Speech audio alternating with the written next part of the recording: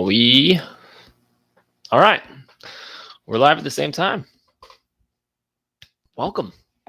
Qualifier just happened. It's wrapped.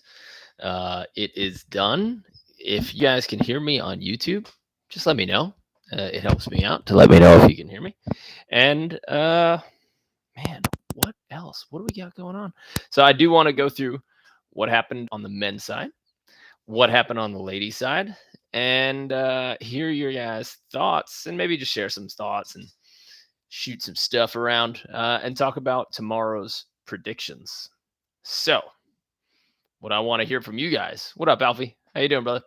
I want to hear what you guys thought was the most surprising match of the day. So go ahead. If you guys are in the chat, if you're over on Instagram, come on over to our YouTube channel because that's the chat that I pay attention to. So if you want to get involved, come on over to the YouTube channel, Better at Beach. On the backside here, I'm going to pull up the brackets and we're going to see what it looks like. Now, if anybody at all knows how I'm supposed to share my screen, somebody told me once that I'm supposed to click present, but I still don't know how to do that. What I am going to do, like I said, is pull up that qualifier and see what's going on. So let's check it out. BVB info, because I don't think avp.com lets you look at the results unless you give them your email, which is probably not a great move when BVB info exists, but we could talk about that another time. All right. Qualifier bracket. What do you guys think? Who was the most surprising match? So we know that on the men's side, the qualifying teams are Rafi Paulus and Jeff Samuels, Skylar Del Sol, Lev Prima, Jake Lindell and Andrew Dentler, and Brian Miller and DJ Klasnick. So Dentler's my buddy from the East Coast. We went to college together, played college together. DJ Klasnick runs our camps. So we got people that we're already rooting for.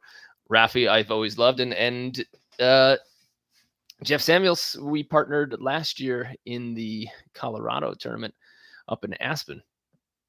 That means that the nine seed qualified in the one bracket, but there were a few teams that definitely could have been into the main draw on that side. I see somebody said that Alisson was the most surprising match. Well, let's get to that because I do want to talk about that. In the 4 bracket, the 5 seed qualified and it came down to the 4 and 5. So looks like that was correct. Jimenez and Penberthy facing Dentler and Lindell. So Dentler and Lindell held their 3 seed. What was surprising was seeing Plummer, my man JM, and Ratledge losing in the first to Schwengel and Waserek, who I don't know yet, but I guess we'll get to know him. And then in the final bracket, let's see. In the second match, DJ took out Alex and Brandon. That's tough. I will always root for Brandon until I'm in my grave. But I also love DJ. And, man, Brian Miller is a physical blocker, and DJ's offense is legit. So I'd love to see some game film on that. And somebody's asking if there's anywhere we can watch the matches. This is one thing that I think is just, the AVP is failing at. It just takes one smartphone. Just put volunteers in charge of streaming, make them an admin or a moderator to a Facebook group or a YouTube for the day and just have them live stream. Not that difficult. We're live streaming right now and I'm using a cell phone and a computer. So I do wish that they would use the qualifiers, but what are you going to do? Yeah, Sandcast stream today. Queckle stream today. So people are doing it pretty easily. I think, it's tough as an athlete. I know that I played, and just setting up the camera is a stress thing that you think is important, is important.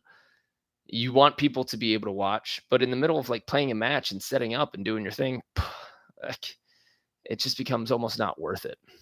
So then in that last bracket that Klasnick, that DJ, and Brian Miller took, we also had Dyer and Leela Tucker, who, I mean, Leela's tough, and Dyer, it seems like he's getting better every year, and he's just kind of ready to have a breakthrough. But Brian and DJ stomped them. 21-17, 21-13. So it looks like, I don't know. I know that Miller can take over at the net. That's pretty cool. But and DJ can be pretty lights out on offense, and he's powerful from everywhere. So honestly, let's talk about surprises just on the men's side, right? If we're talking about the surprise matches on the men's side that we did not expect to go the way they were. Now, I was talking to Brandon yesterday, and he said that depending on how much Eric Beranek has been practicing, him and Alison Cerruti, which, I let me know, guys, in the chat. Do you guys think that international players should be able to play in the AVP? I think it's weird to see that they limit some of them, but they don't others. And letting Alison play, great. Come on, like bring the other guys.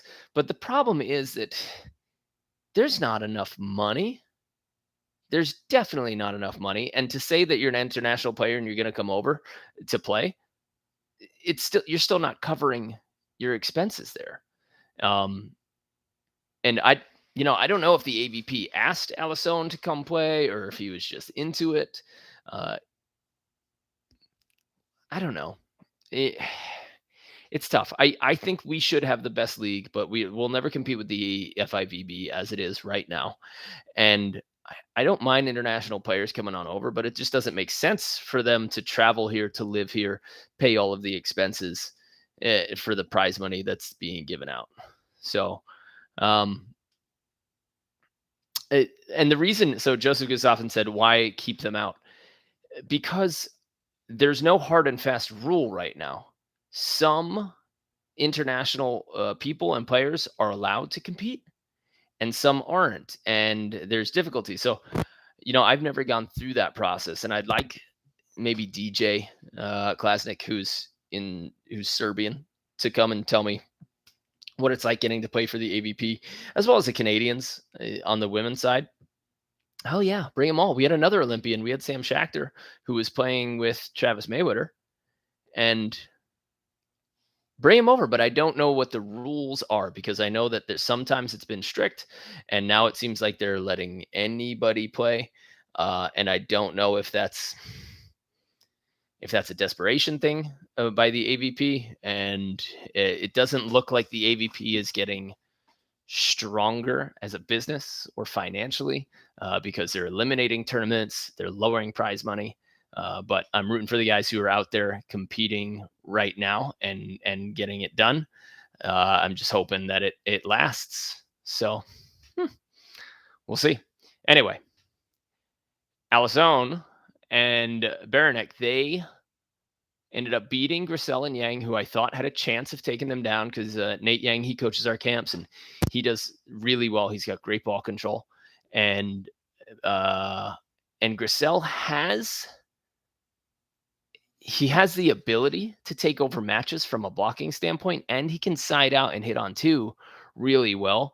But his game does have some limitations in terms of deep passing and setting difficult balls. So maybe Beranek and Cerruti figured that out. But either way, that's just a way more physical team, so it's not that surprising.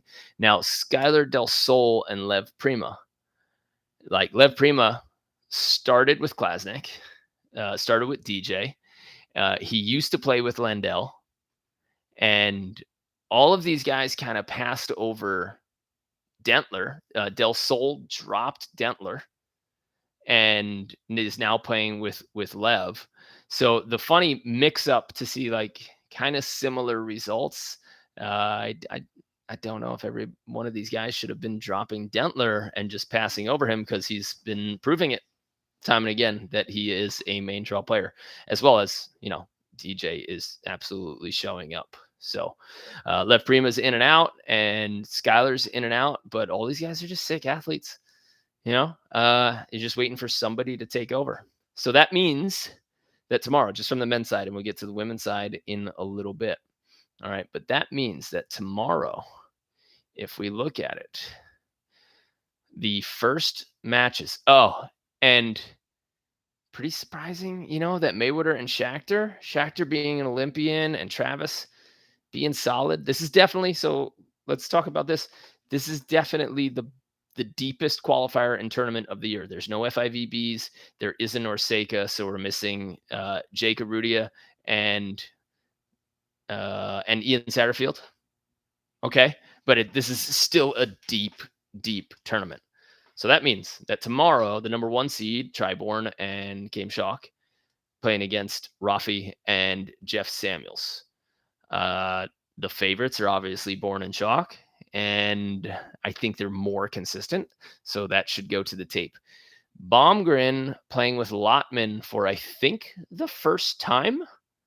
Baumgren's kind of been moving his way through, and I guess Pyotr Marciniak not available to play. Don't know. I wish I had a little bit more interesting.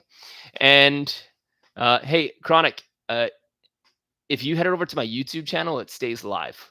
So the YouTube channel stays live, and I'm just it'll stay up there.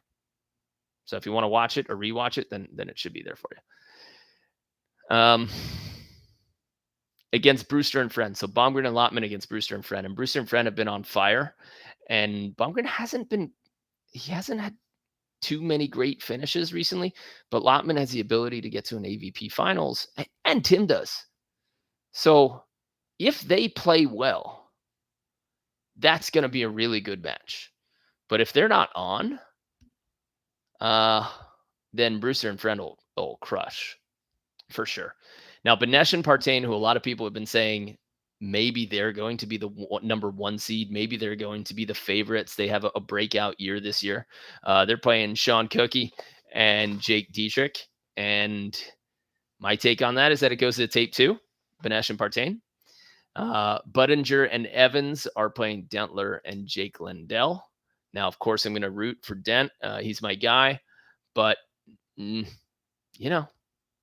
Budinger and Evans have been playing really well. So it's nice to see that Evans gotten really consistent over time, that Miles Evans has gotten really consistent over time. Taylor Crabb and Sander are playing Del Sol and Prima. And this should be a fun match coming up. So this is the one that's going to be one of the weird ones. Evan Corey and Logan Weber playing against Billy Allen and Troy Field. What do you guys think is going to happen there? Any votes over in Instagram land or on YouTube? Who do you guys think will take it? Who would you put your money on between Billy Allen and Troy Field competing against Evan Corey and Logan Weber? Oof. I mean, that's 2 big blockers at the net. And Evan is physical and can hammer. But Billy Allen's got so much composure and experience and crisp, accurate shots. Part of me wants to take Evan and Logan. Even though they're the 11 seed, if they bring some consistency, and I know they got Scott Davenport, who's a great coach, in their box this weekend, they might be able to pull that out and pull out the upset. So I think that might be our first little seed upset, but we'll see. And then Dahlhauser and Jost are playing with, I think Jost might have had a sponsorship help to get Dahlhauser in for a tournament, and Caldwell and Frischman, who again have been turning up the heat and playing really well. I just can't see, I know that Frischman's got a lot of experience playing against great players, but I don't know about Caldwell getting around Dahlhauser consistently or out blocking him. So I still think that Dahlhauser and Jost are going to take that first one. And then DJ and Brian Miller are playing against Trevor and Theo. And Theo and Trevor have the consistency and the steadiness in that one. So I think, again, that goes to tape. So I think my only upset that might happen tomorrow is the Evan Corey, Logan Weber, and Allen Allen and Field. Do you guys agree? Do you guys think that there are any more upsets about to happen? Who knows? Okay. We're going to check on the women's side. So let's see what's going on the women's side. Guys, if you're hanging out on Instagram, come on over to YouTube. That's where I'm hanging out. And if you are one of the AVP guys and you want to get on, I think somehow, somewhere, you might be able to request to be on the live chat with me on YouTube, although I'm not sure. We might have to figure that out. Okay. Qualifier bracket. Let's see. The Maestrini ladies, the couple from Brazil, cruised their way to the main draw. They were the 1 seed, which means they're the 13th in the country, and for sure they belong in the main draw. I mean, they've got more World Tour victories than most people have dollars, I think. So that went easily. And Kim Gicello, good to see her back out there, but she lost in the first round. Sad. We kind of grew up playing together. And Davis and Van Winkle came close, but still, the Maestrinis just walloped them. Now, Gaffney and Can did pretty well here. So they were the 5th seed, and this went to the 4 and the 5 seed, and they played against the 4 seed. So Ketty and Mulaney played against Gaffney and Can in the final, 21-18 to 21-15. And one of the teams that I think nobody really understands can do serious damage and has done serious damage is Katie Piles and Hogan. They were the 13th seed. And Katie Piles, I've seen her play in Colorado, and she's nasty.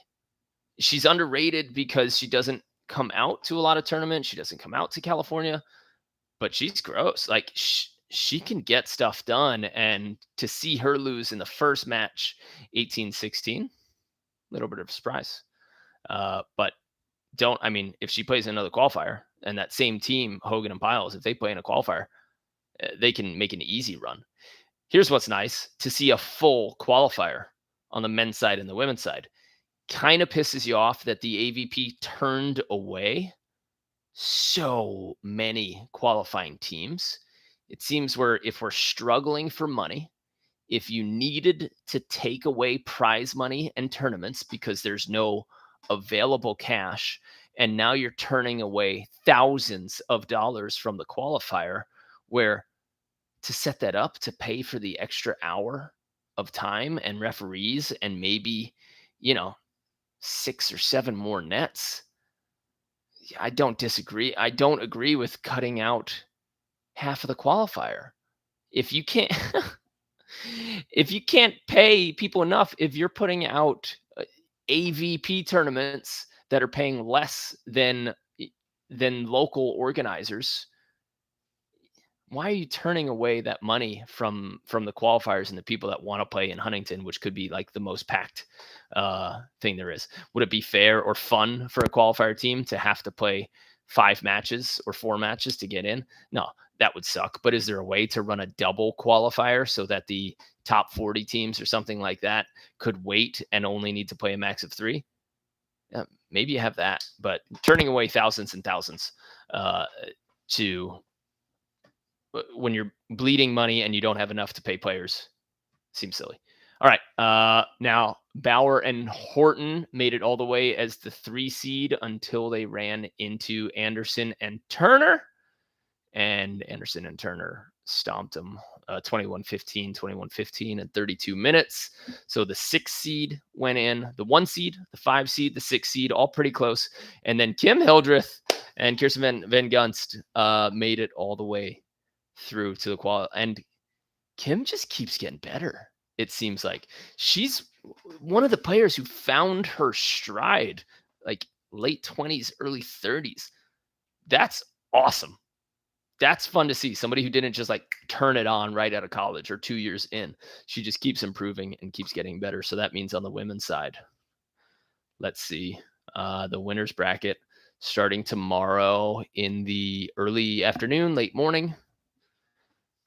Chang and Hughes are going to be playing Anderson and Turner. Sarah Schermerhorn and Corinne Quiggle, the 9 versus the 8, Kraft and Stockman. Now, here's the sick part. Like the women's side, it feels like there's like 6 or 7 teams that could win it easily. The men's side, you're looking at like 3, maybe. That you could see having it, and the other ones would all be a surprise. No one would be surprised if the top 5 teams on the women's side, if any of them won. It just wouldn't be a surprise. So it's pretty cool to see that much of a fight on the women's side, and coming into the Olympics, that's gonna be a battle, like an absolute battle. And all of these teams, if they want to go to the Olympics, they're gonna have to dedicate themselves full time to going international, which means, guess what? There's gonna be a lot of opportunity for some of those like 10th through 16th seeds to start taking some AVPs this year and next year if the AVP is around next year.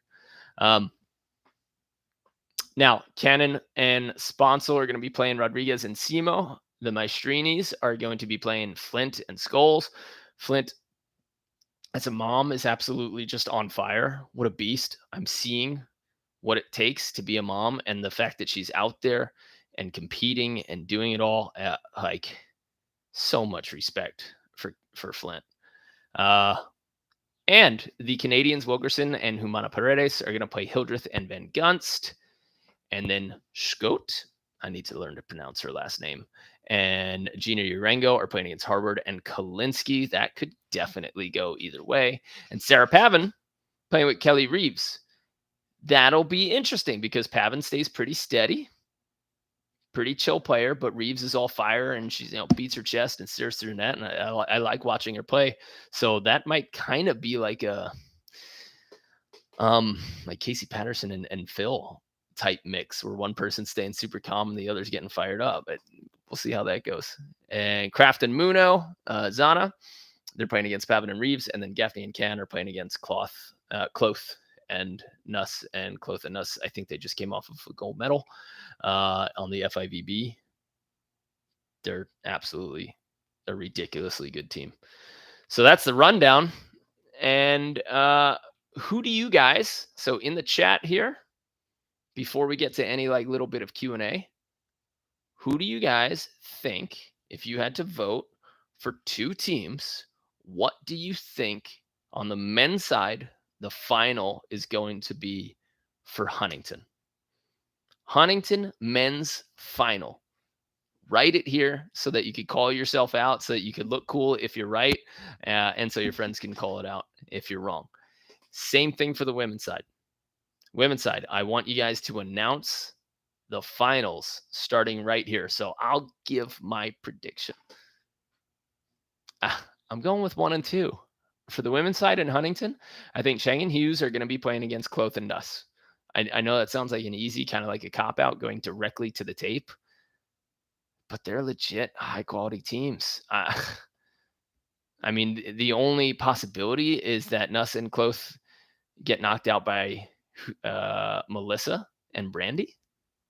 I don't know. Ooh, Jerome on YouTube says that Frischman and Caldwell might play Crab, but which Crab? Taylor and Taylor, or Trevor and Theo?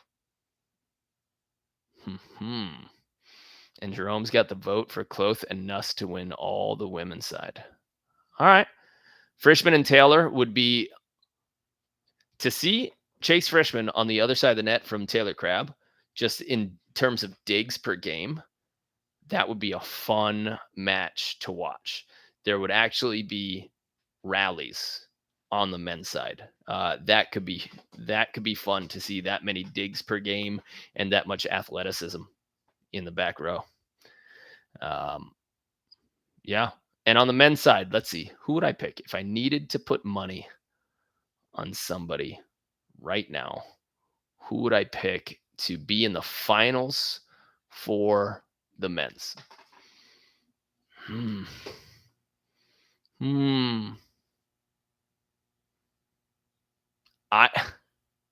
Strange as it might sound, I think that the Crabs might play against each other in the finals. I think we might have Taylor versus Trevor again in the finals. Hey, maybe Born and Chalk are stepping it up, and I know that Theo and Crab have been, Theo and Trevor have been like not perfect, but nobody else has been that dominant. Try and Came haven't really been that dominant, but they're still freaking good. So I think, yeah, if I had to put money, I'd say the Crabs. But JFont76 says Taylor versus Try in the finals. And is there anybody over on Instagram that's thinking any different? No, no one's bold enough to announce some predictions over on Instagram. That's fine. Okay, I got 5 more minutes, so I will make announcements. But if you guys have any volleyball questions, rules, techniques, things that are bugging you, let me know. I got 5 minutes to stay and hang out with you before I head back to my family. I had wanted to go to the AVP Huntington, but I wanted to stay and have my wife's back and be with my kid more. So for this weekend, I don't think I will be out at AVP Huntington, but I know that Chad might be running like a t-shirt contest. So be on the lookout. Maybe you can get a free Better at Beach t-shirt. Joiner might be there. We've got a bunch of babbers out there. So if you've ever come to one of our camps, there's going to be a lot of people from our camps coming out. And as far as announcements, if you guys take a look, we added something cool to our website. If you don't know, right now during this time, we are selecting 10 athletes to work with us for the full summer. So if you don't know what we do, we have courses online. So we have our volleyball courses, and they act as our guide. And then we give you drills to do at home and on court. And you're supposed to video them and you upload them to our private Facebook group.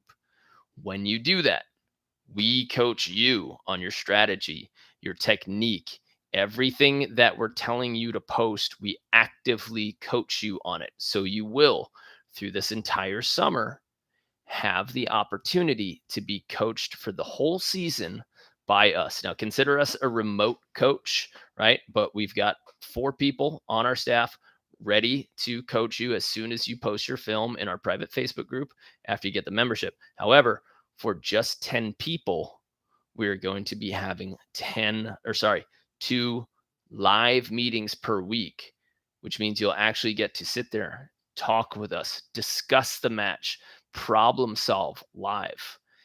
If that's interesting to you, if you want some AVP players, national team coaches, coaching you through the entire season, guiding you and being there to answer all of your questions twice a week, as well as commenting and critiquing and analyzing all of your video, you need to DM me or just head to betteratbeach.com/capital THE. Capital T, capital H, capital E, 10, the 10. If you fill out that form, then we will send you links to 4 free meetings. So you get some meetings for free with us. You have to sign up for the membership just so you get access to the courses, but that's only going to cost $1 right now. So you get access to our entire library of courses and training programs and our Max Vertical program and our Mobility for Volleyball program. You're going to get all of that for the first month. And then we're going to select 10 athletes based on their engagement and who's posting the most and who's getting into the program. And we want to work really closely with 10 athletes for the full season and see if we can get you more wins. So I posted that link in the Facebook group, on the YouTube. It's betteratbeach.com/capital T, capital H, capital E, 10, the 10. If you're interested and you're listening on Instagram, just DM me player and I will send it to you as well. Just fill out that link and then follow the instructions once you do the link. So, okay. Nova Nation asks for the 3rd AVP qualifier in a row. Low seeds qualified on the men's side, 3, 5, 7, 9, and higher seeds on the women's side. Why do you think that is? I don't think they're necessarily low seeds versus high seeds. Depending on who you partner with, like it's not a true seeding in the AVP because all of the players switch nonstop. So one team, when you mix two partners, one team becomes an entirely different team. So it's never the idea of like this seed is what earned it. It's not like it is in college basketball or the NBA or anything like that, right? Seeds in the AVP outside of the top six, the guys that stay steady usually, okay, outside of that, it's unpredictable because you have no idea who the two new people are going to get together, um, and how they're going to play and compete together. So I would not pay attention to those numbers once you get past like the top eight. Because really, it could be anything. Seeds don't exist after that because of how much we change. And now that with the new scoring system, you could have gone to a big tournament or you could have skipped 4 or 5 tournaments, and now that's still putting you into a better place because you've got a great finish somewhere. So don't worry about that. And seeds always change. It's always random. And the scoring system, even like the seeding system, they keep trying to make it even and fair, but there's always some randomness to it. So I wouldn't think about that. More so, I would pay attention to like it would be weird if 1 seed in the main draw versus 16 seed. That's something that could be a shocker. But even here, we had 2 in the qualifier. We had 2 Olympians, 1 gold medal winning Olympian, right? And I think Shakhtar may have won a gold medal in the England games. What's the name of the games where like England, Canada, Australia compete? The Commonwealth Games. Commonwealth Games. So I think he won with Sam and Sam. Anyway, that's what we got. Commonwealth Games. Thanks, Jerome. Yeah. Any questions from you guys? You guys know about the 10. If you head to our Facebook group right now, you can check out, if you head up to our website right now, on the top, we've added something called upcoming events. And I'll just run down some dates for you. Okay. I think on May 26th through 28th, we have a 3-day mini camp. It's for men's B and A players, men's level B and A, 3 days. I think we have 1 spot left. We started at 12, we opened it to 20. And I think we have 1 spot left to come hang out with us Friday, Saturday, Sunday, and train all day long, all those days. So if you haven't and you're interested in knocking out a ton of training in 3 days, May 26th to 28th, and you are a men's B or A level player, go ahead to betterbeach.com/camps and get that signed up. That's May 26th to 28th. This weekend on Sunday, if you are in the South Bay, I have intro to weight and jump training for volleyball. So if you're interested in learning how to lift or how to lift for volleyball and getting your technique right, I'm running a 6-hour seminar where we will go through all of your lifting technique and analyze your jump technique. So if you've never used weights, or if you're shy about using weights, or you just really don't know what you're doing, or you don't know if you're maximizing, come hang out with me. It's literally in my garage on Sunday from 8:30 to 2:30. Again, you could find that at betterbeach.com/camps. June 4th, we have intro to beach volleyball fundamentals for all you beginners out there or people who just want to brush up on their fundamentals. June 11th, advanced offensive techniques, again for men's B and A players. That's a Sunday fun day. June 23rd to 25th, we have a 3-day mini camp that is women's A and double A. June 23rd to 25th, women's A and double A. And let's see some of the fun ones. July 21st to 23rd, 3-day camps, men's A, double A in Hermosa. And we have all ages, all levels, and a coaching clinic July 21st to 23rd in Long Beach, New York. I'm coming home, y'all. I'm coming home. Coming back to Long Beach, coming back to New York for 3 days. We just formed a partnership with East End Volleyball, one of the largest grassroots volleyball organizations in the country. And we are now the official beach volleyball education partner with East End Volleyball. We're very proud. We're very happy. And in order to celebrate that, we are coming and running a 3-day camp for coaches, juniors, and adults. July 21st to 23rd, Long Beach, New York. And at the same time, we are also going to be running a camp out here in Hermosa, men's A, double A. We're throwing a little kids camp. It's not on the website yet, but ages 8 to 12, we're throwing a day camp. So August 9th to 11th, 5 hours each day. If you know any juniors, young kids, tots that want to come and learn the game for 5 hours, parents who are coming to California, or they want their kids to learn from us in Hermosa, bring it on. That's going to be on the website soon. If you want more information, just DM me, hit me up at Mark Burrick on Instagram. I'll be happy to hear from you, and I'll let you know all about it. But that's August 9th to 11th. And those are all of our upcoming dates. So we got the 10, if you want us to work with you for the whole summer and coach you through this whole season. And we have all of those dates, camps, mini camps, upcoming Sunday fun days. Head over to betterbeach.com and you can check out the tab at the top, and it says our upcoming events, and you can see them all right there. DJ, so you just joined. Congratulations, man. Way to prove it again. Proud of you. It's nice to see when good people do great things. All right. From me, from Better at Beach, I'll see you on the sand. Later, y'all.